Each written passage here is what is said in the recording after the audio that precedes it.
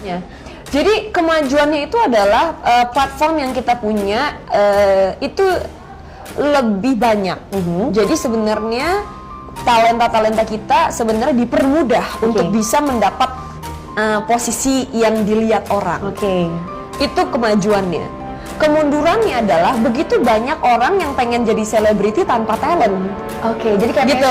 Bener-bener kayak famous for being famous. I see. Gitu.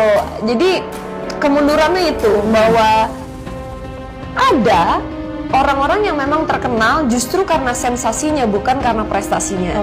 Dan banyak yang pada akhirnya berpikir bahwa oh itu jalan gue tuh. Gue gimana caranya pengen jadi ngetop adalah dengan gue gila atau dengan gue ngomongin orang, dengan gue jadi ada. Nah itu kemundurannya. Kalau dulu kan you really need to have real talents untuk bisa seperti itu. Nah itu makanya kenapa tadi saya bilang kalian nggak boleh punya cita-cita untuk ngetop, gitu loh. You can't have a goal to be famous. Karena gampang untuk terkenal tuh banyak banget. Iya, terkenal dengan cara apapun gitu. Kriminal juga ada yang terkenal gitu kan. Maksudnya it can't be your goal. Your goal itu mesti gimana caranya untuk show your talent. Ya kan? Bisa itu di bidang ekonomi, sosial, bisnis, entertainment, banyak banget gitu. Nah, cuman ya goalnya adalah nggak boleh bukan untuk gue pokoknya pengen ngetop aja ya, ntar menghalalkan segala cara. Cari sensasi jadinya nanti ya. Tolong bangunin Agnes Mo, Bunda nggak sabar lagi. Bunda ada mau ngecek bola mata. Agnes Mo bangun, jangan sampai Bunda siram air untuk ngebanguninmu. Cepat, anak Bunda yang paling cantik, yang udah diva internasional, yang suaranya melengking setinggi gunung kayak Krisdayanti, lab sama Ivan ya Bun, nggak sama Agnes Mo. Agnes Mo-nya mana ini? Makanya hati-hati dalam berbicara hal yang buruk. Bukan kita yang kena, kita bisa dianggap gila, tapi keluarga kita belum tentu gila kayak kita. Jadi jangan sampai malu. Bener. Walaupun kita keluarga kayak Bunda kan mamanya udah meninggal. Bagaimanapun orang meninggal itu dia akan lihat anak-anaknya di dunia. Betul. Bunda, tapi keren buat kita bahwa lo mau bilang apa kayak sensasi kayak apa kayak, tapi kalau udah tercetus dari mulut dia mau balikin duit gua, bagus balikin. Karena pun gua nggak ikhlas. Lo tahu waktu si Korla berantem sama si Rosa, ada 2 apa 3 perempuan yang tiba-tiba klarifikasi bahwa bukan begitu kejadian sebenarnya. Lo mau tahu itu cewek teman-temannya si Korla datang dari Frankfurt. Itu cewek. Lo mau tahu itu cewek ngapain datang ke tempatnya si Korla? Kita terlalu sibuk dengan hal-hal yang nggak penting, ya kan? Misalnya ngejudge orang lain, ngeritik orang lain tanpa ada mannernya, sementara nggak ngaca sebenarnya kita ini kurangnya apa gitu. Dan itu makanya kenapa pada saat waktu itu aku ngerasa aku pengen deh nulis satu ikrar atau sumpah kasih ya, cinta kasih dan pengampunan, love and forgiveness. Dan itu bisa dimulai dari hal-hal yang paling kecil gitu. Hal-hal misalnya di rumah kakaknya maafin adiknya kalau adiknya buat salah, adiknya maafin kakaknya kalau kakaknya buat salah. Terus kalau misalnya ada kata-kata, buat saya ada 3 magic words, yaitu kayak ngomong tolong, maaf, dan terima kasih. Terus udah gitu jangan ngegosipin tetangga gitu kan. Itu hal-hal simple yang mulainya dari rumah gitu. Dari hal-hal yang kecil. Ini sih sebenarnya pesannya, dan salah satunya juga adalah bagaimana cara kita memaafkan diri sendiri gitu. Artinya memaafkan diri sendiri di sini gimana caranya kita accepting our weaknesses, menerima kekurangan kita dan tahu kelebihan kita. Pada saat kita tahu kekurangan kita nggak akan segitu gampangnya pointing fingers at someone else dan ngomong lu salah, karena kita juga tahu kita nggak perfect gitu. Nah, itu luar biasa. Nikita Mirzani kan juga wanita hebat. Apa kehebatan Nikita Mirzani apa? Teriak-teriak. Udah gitu doang? Ya, bikin huru-hara. Gitu doang? Iya. Dia bikin huru-hara? Ributan. Serius? Iya. Hebat loh, nggak perempuan nggak semuanya bisa kayak gini. Negara Indonesia itu dibilang Bhinneka Tunggal Ika, jadi nggak perlu satu aja gitu. Bisa budayanya tuh budaya yang rich, yang rich akan culture, bukan budaya ngomongin orang, bukan. There you go. Bukan budaya julid. Preach it, sister. Bukan budaya nyinyirin orang. Korla. Namanya Idrus, jadi panggilnya Kong Idrus. Korla itu nama perempuannya. Nama lakinya waktu belum operasi Idrus. Kurang disebut lagi namanya. Orang yang jahat sama gue, Tuhan yang balas, bukan gue yang balas. Orang jahanam sama gue, Tuhan yang balas, bukan gue yang balas. Seorang gue dizolimin, difitnah hidup gue, dibongkar aib gue, Allah yang melihat, bukan gue yang melihat. Bunda Korla katanya narkoba, katanya transgender, katanya nggak bayar pajak miliaran, katanya menjual dirinya. Katanya. Katanya adalah sebuah informasi ambigu tanpa basis fakta.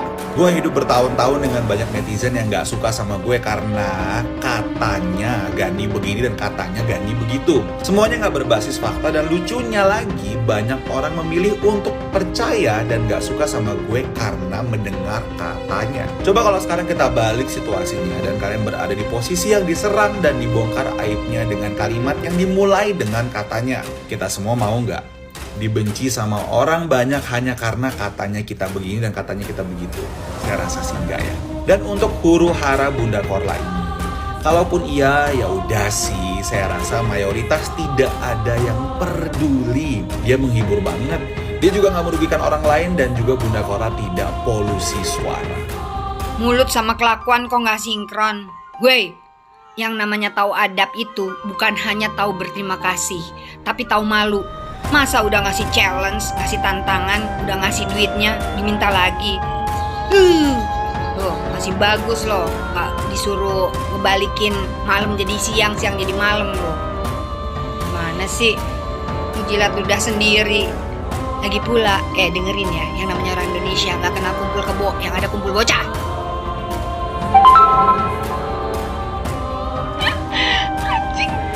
Aduh, maaf ya Niki.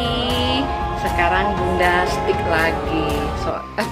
Sebenarnya Bunda ini justru kasihan ya lihat Niki kok hari-harinya tuh dipenuhi rasa amarah, iri, dengki, susah nyinyir terus di medsos. Terus bangga dikatakan jahat. Kok ada ya manusia seperti ini? Gitu loh. Kalau kami semua netizen dikatakan goblok, blow on, miskin, itu udah makanan sehari-hari dan gak heran. Dan kami semua, walaupun Bunda Korla itu dihujat, dijulitin macam apa, dibuka aibnya transgender atau apapun, kami semua sudah terlanjur jatuh cinta, kami semua sudah terlanjur mencintainya. Paham Niki? Apa tanggapan kalian guys ngelihat potongan-potongan konsernya Bunda Korla? Pasti banyak yang ngerasa kayak merinding ya ngelihat tiba-tiba Bunda Korla kok seperti bintang yang sedang bersinar. Terlepas apapun gendernya dia dari berita-berita yang beredar, aku pikir itu bukan menjadi suatu masalah kita, karena seseorang mau jadi transgender atau bukan itu adalah urusan pribadi orang tersebut. Tapi apa yang ditampilkan Bunda Korla di panggung itu benar-benar luar biasa menghibur. Kita aja nih yang di rumah ngerasa terhibur ngeliat dia, apalagi yang nggak bisa nonton. Bayangin dong, itu auranya itu pasti auranya yang bikin orang bahagia. Orang yang berada di atas panggung itu seolah-olah bukan Bunda Korla. Bedakan ya ketika dia itu ada di McDonald nyapu-nyapu, nyuci piring, ngoceh-ngoceh, itu auranya nggak ada gitu, auranya itu kayak nggak keluar gitu kan. Ternyata begitu dia sampai di Indonesia, di panggung, didandani sama Ivan Gunawan, bener-bener dia seperti bintang yang sedang bersinar. Jadi untuk si Marijan yang kemarin ngoceh-ngoceh, ngata-ngatain segala macam kata-kata tentang si Bunda Korla, nggak ngaruh gitu. Jadi lebih bagus kamu pensiun aja, biarkan Bunda Korla berkarya dulu, daripada nanti kamu stroke teriak-teriak ya kan di sosial media melihat penampilan dia dalam 6 bulan ke depan. Udah kamu tidur dulu di rumah, mingkem dulu gitu. Karena yang saat ini dibutuhkan masyarakat kita itu bukan ocehan-ocehan negatifmu, tapi aura positif yang ditampilkan oleh si Bunda Korla. Jadi aku punya satu pesan ya untuk Ivan Gunawan, Maharani, dan orang-orang baik yang berada di belakangnya Bunda Korla. Karena ada satu potongan cuplikan yang dikatakan oleh si Marijan bahwa bahwa targetnya itu adalah si Bunda Korla ini harus dipenjara ketika nanti sampai ke Jerman. Juga hembusan-hembusan si Bunda ini pemakai gitu, memakai barang gitu ya kan. Jadi saran aku, tolong si Bunda dikawal terus. Kenapa? Takutnya ada orang yang menjebak dia, taruh barang-barang di dalam tasnya dia ya, padahal dia nggak pakai, nggak konsumsi ya kan, tiba-tiba kejebak gitu. Jadi tolong dijaga supaya Bunda Korla ini jangan sampai bermasalah selama dia ada di Indonesia. Emangnya Mbak hadir di acaranya Bunda Korla? Hadir dong, kan itu video saya yang bagiin gitu. Rame banget. Terus memang lihat Bunda Korla itu gemesin sis, kocak, orangnya kocak kemarin itu ya. Pokoknya saya ada di situ. Wow, spektakuler banget ya itu acara konsernya Bunda Korla. Walaupun ternyata baru kali ini gue ngeliat yang namanya konser ini sedikit amburadul. Maksudnya amburadulnya suka-suka Bunda Korla aja gitu seperti apa. Tapi menurut gue sih keren-kerennya begini.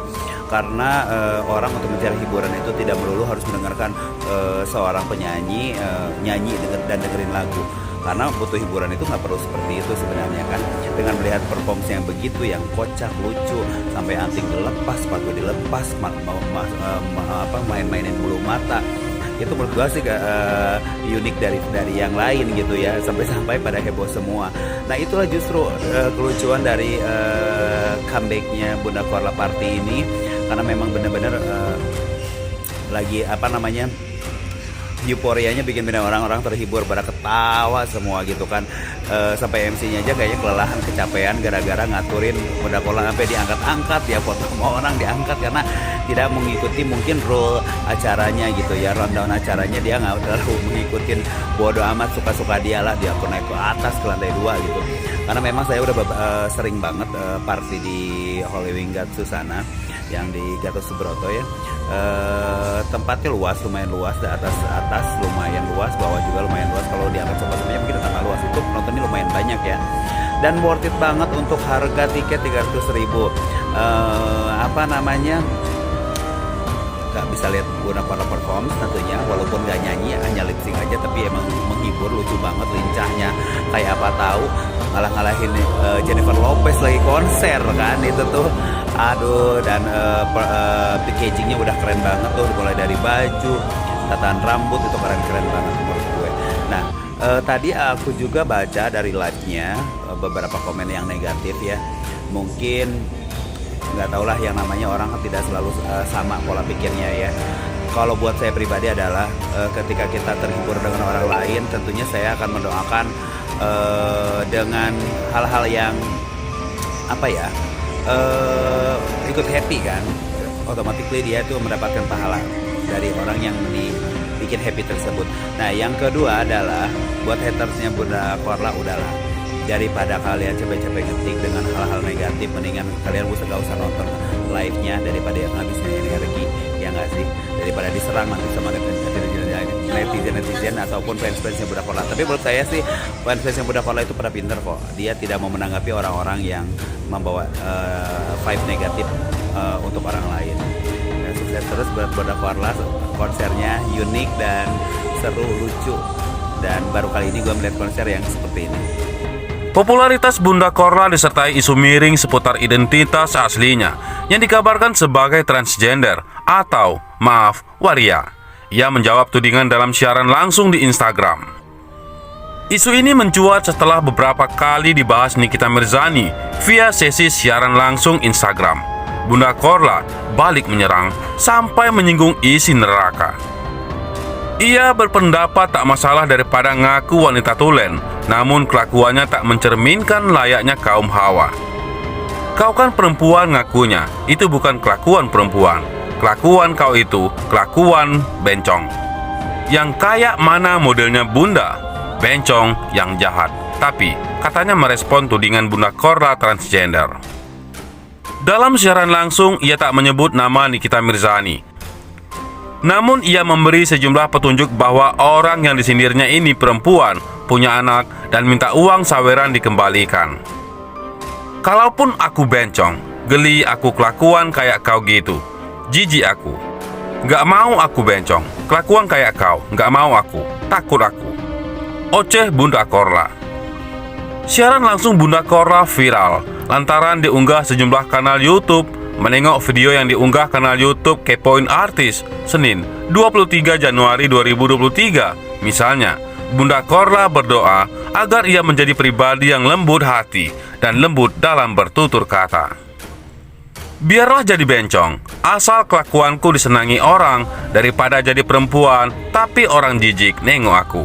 Percuma punya orang gak mau menyentuh aku, takut ia menyambung. Berkali Bunda Korla mengklaim tak sudi jadi perempuan dengan kelakuan kayak pihak lawan. Ia menilai pihak yang menudingnya transgender, sok tahu dan tukang tebar fitnah. Kalau aku gak mau kelakuan kayak kau, mendingan aku jadi bencong deh, daripada aku jadi perempuan kayak kau kelakuannya. Pesohor dengan 5,7 juta pengikut di Instagram ini menjelaskan. Untungnya aku gak punya karakter kayak kau. Aku memang gak minta sih jadi orang jahat, gak minta aku jadi orang jahanam di muka bumi, jadi pendusta, tukang fitnah sana sini. Banyak sok tahu, jangan-jangan kau tahu isi neraka ya, pungkas Bunda Korla. Selain itu, terungkap alasan mengapa Nikita Mirzani membenci Bunda Korla. Bukan tanpa sebab. Rupanya, Nikita Mirzani menilai Bunda Korla mulai memfitnah orang-orang. Hal itu disampaikan melalui live streaming Instagram yang videonya dibagikan kembali oleh akun viral62.com pada Minggu 22 Januari 2023. Kenapa benci sama Korla? Benci karena dia udah mulai ngefitnah orang, ucap ibu dua anak tersebut. Tidak hanya itu, Nikita Mirzani juga tidak menyukai Bunda Korla karena dianggap sok suci. Ia menyebut pemilik nama Cynthia Korla Priscilia itu sebenarnya adalah seorang lelaki. Nikita mengatakan jika Bunda Korla memotong alat kelaminnya demi mengubah gender menjadi perempuan. Benci karena dia sok-sokan paling suci. Orang dia laki-laki kok, dia laki. Dia tebas nih, dari tahun 1900 berapa tuh gue lupa, tambahnya. Selain itu, dalam siaran langsung tersebut pun Nikita mengatakan bahwa Bunda Korla pergi ke Paris melalui human trafficking atau perdagangan manusia. Menurut Nikita, Bunda Korla menjual dirinya di Paris kemudian pindah ke Jerman karena hukum di sana lebih longgar. Terus dia hijrah dari Taman Lawang ke Paris itu juga melalui human trafficking. Kemudian juga bencong ke Paris. Terus dia ngelon di Paris. Terus dia kabur dari Paris ke Jerman karena dia tahu di Jerman tempat pacuran itu legal, tutup artis kelahiran 1986 itu. Perseteruan antara Bunda Korla dan Nikita Mirzani hingga saat ini belum memiliki titik akhir. Terbaru, Bunda Korla memberikan tanggapan bahwa ia telah memblokir seluruh akses kontak dengan Nikita Mirzani. Bagaimana menurut pendapat Anda?